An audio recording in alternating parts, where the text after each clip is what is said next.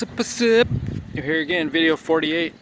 Fences make good neighbors. That's the title of today's story. Good fences make good neighbors. I'll just leave you with that. I'm not going to explain it all the way right now, but as you see, we've been doing all these numerical videos, and this is video 8.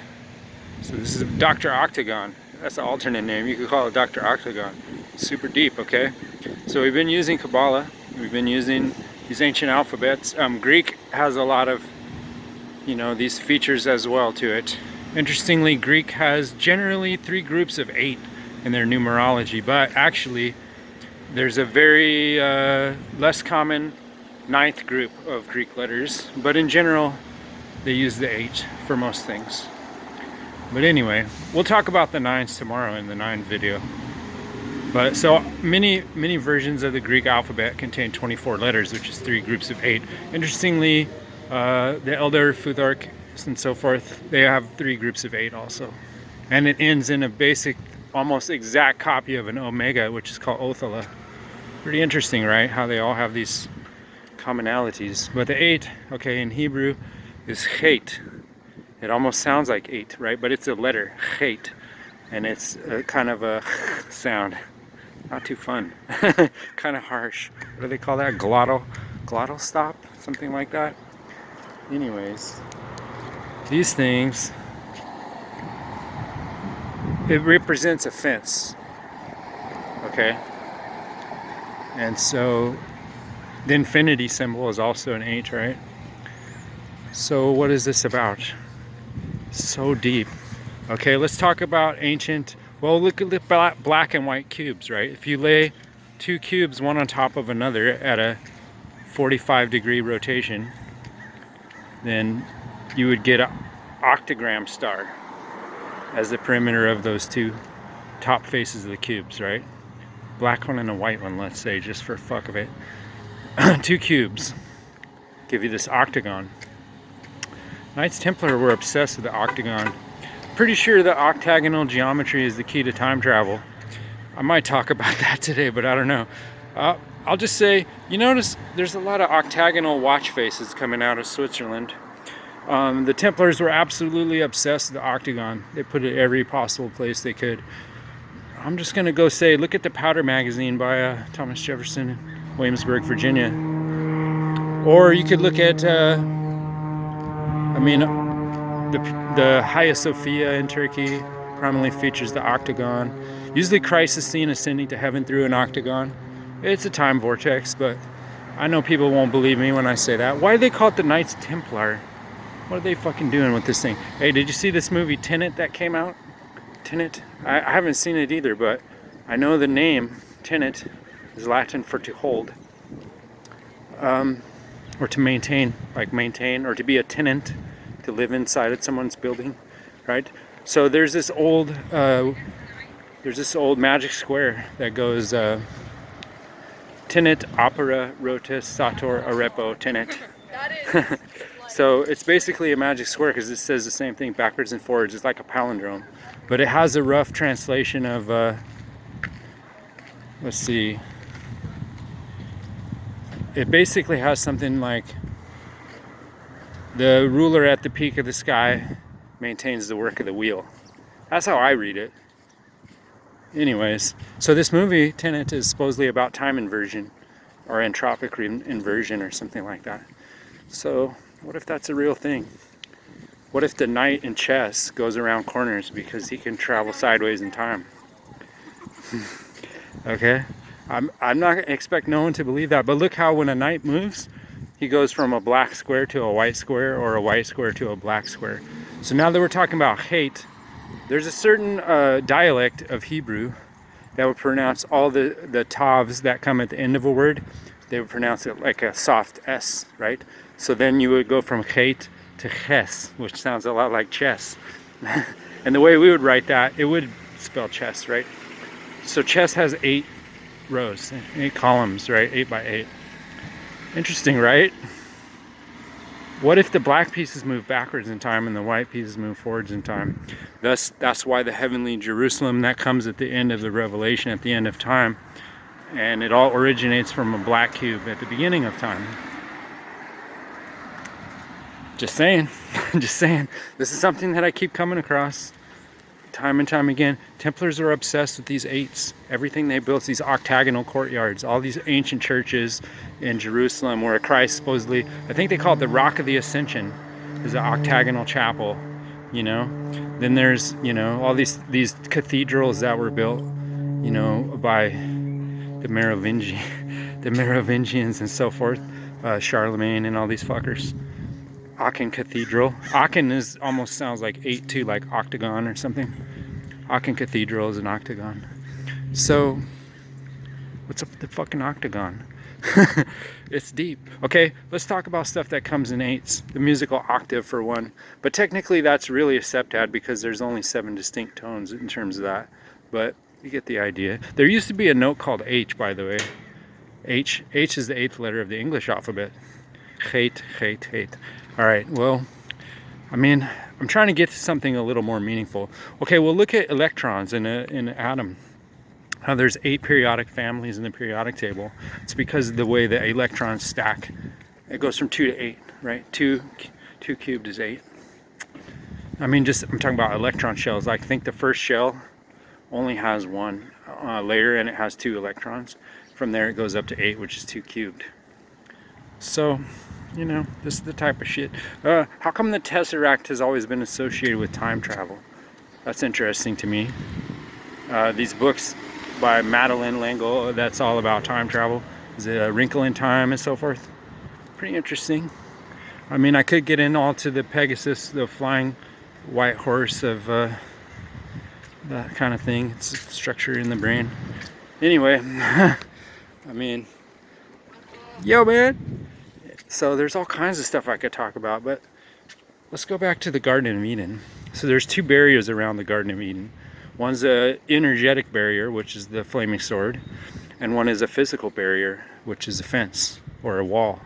And this is depicted in a lot of medieval art. You see the Garden of Eden as framed within an octagon, and there's a tree in the middle, and there's 2 naked people getting down. But anyways, what's that about? This? Okay, so this gets interesting. If you look at the Tree of Life, you got Zayin. We talked about that last time. Across from that, directly on the opposing side, is Chod, which, you know, it's got that same sound. But anyway, one ends in ch and one starts in ch. Interesting, right? What is up with that? So here's an interesting thing that I just thought of this morning when I was thinking about doing this video. So, okay, if you look at the fence, the concept, something that surrounds and creates a separation between 2 things, right? The sword is one and the fence is another. So the fence in our bodies is the membrane of a cell. It divides the inside from the outside, and it's used to pressure regulate and static electricity regulate between inner and outer, and it uses that to pump nutrients in and out of the cell. Now, where does the 8 come into that? Okay, well, look at the outer cell membrane and look at the nuclear membrane that separates the nucleus from the interior part of the cell. 2 circles or 2 ellipses form an 8. How about that? If you look at the sun's path in the sky, it's called an analemma, and it's a figure 8.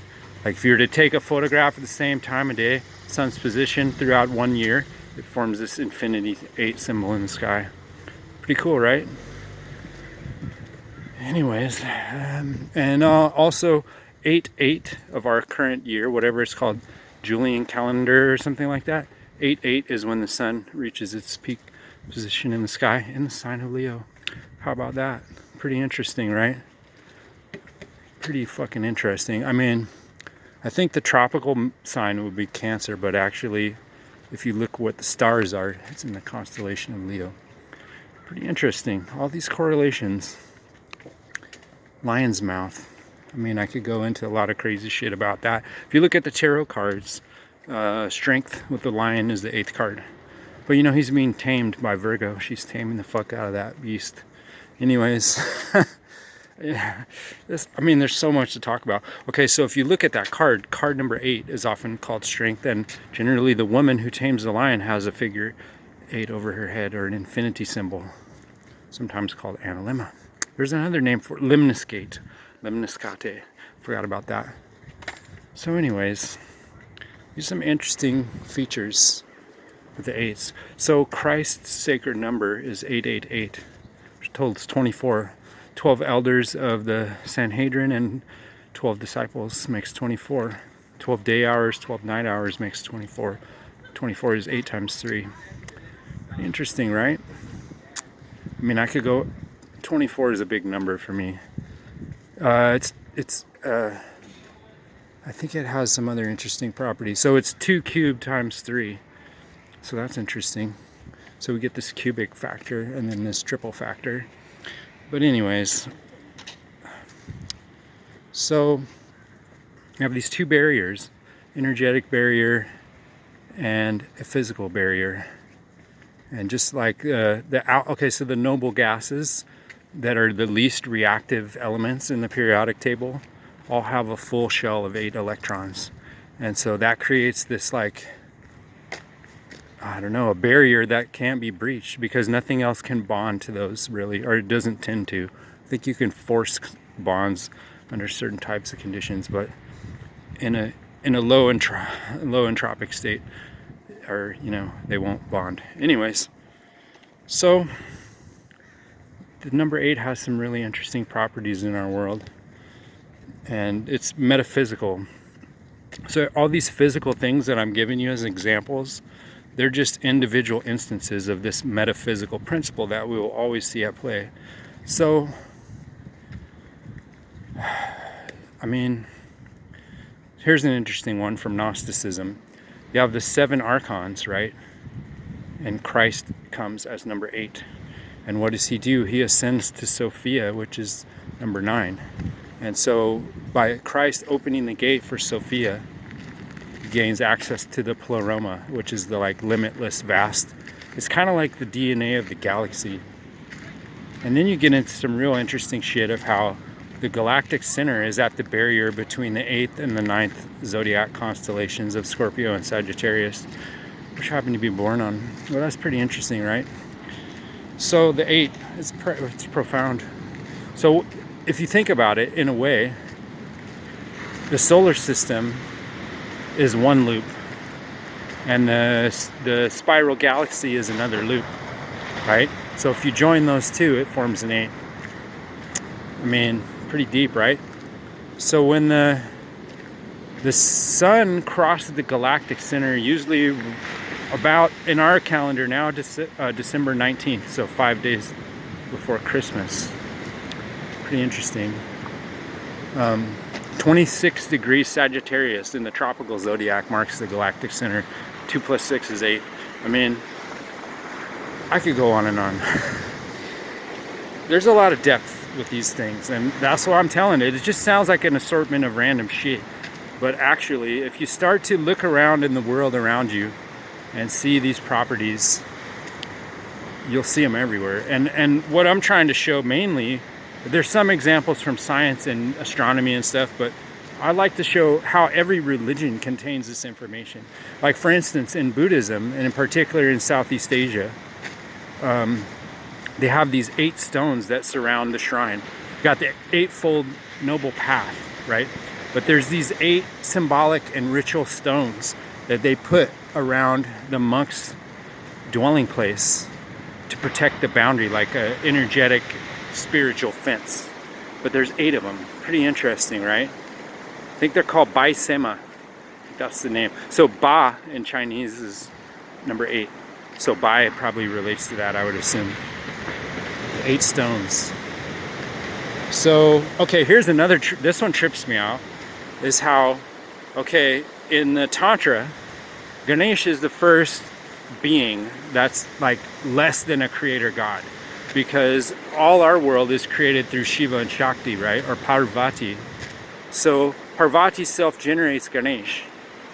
So if you take that word, so the seed mantra of Ganesh is Gang, right? So Gang means, like, in Hebrew, garden. It means Garden of Eden. Like Gan Eden is Garden of Eden, right? So Ganesh's number, like the number of Mercurius, the 8th Sephirah is ruled by Mercury, and the number of Mercury is also 8. And guess what Mercury rules in ancient Greece? The borders between people's property.